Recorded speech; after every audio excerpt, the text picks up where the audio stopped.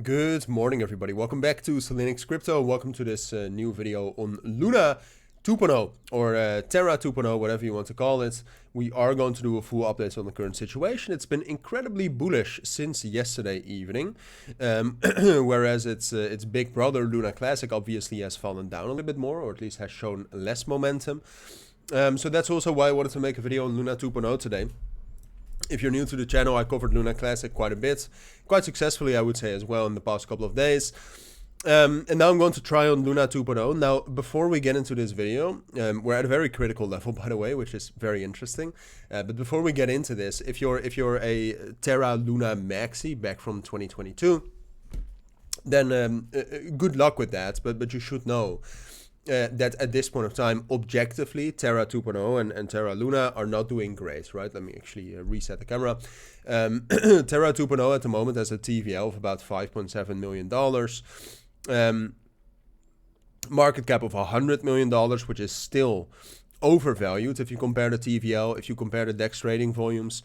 It is in any way, it is overvalued and it's a dead project. Unfortunately, I am someone who bought Luna back in 2022.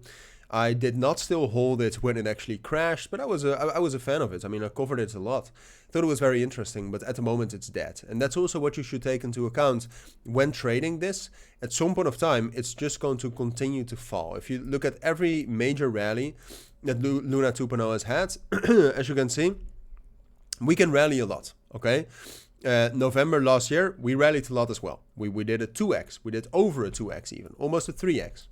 But eventually, it will always crash. So be aware of that. Now, the big question is okay, at the moment, are we at a crash or are we at a rally higher point? And first of all, we are at a critical level, okay? Because we are at the level right here between, well, around 14 cents. And 14 cents is the value area low of the range we want to break back into, okay? Because so far, we initially got a rejection here at the point of control of that range. That usually happens, that usually functions as a very strong resistance level. Rejected back down, then regain some new volume, and now we're testing that. And if we are able to reclaim above 14 cents, then the next target becomes 19 cents. That's the top of the range, and historically, if we're able to reclaim back into, if a coin is able to reclaim back into a previous range with such high momentum, it usually rallies all the way back up to the top of the range, which at this point of time is between a 30 and 40% move up higher. So that would be pretty critical. However, I'm saying if we would be able to break above that, because on the 4-hour time frame, yes, we have been able to break above 14 cents, but I need more confirmation.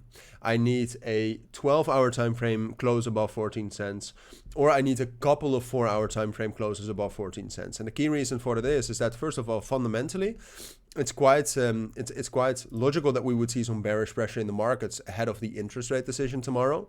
And then outside of that, purely technically for Luna 2.0, there's a huge amount of bearish divergences. You can see an RSI bearish divergence here.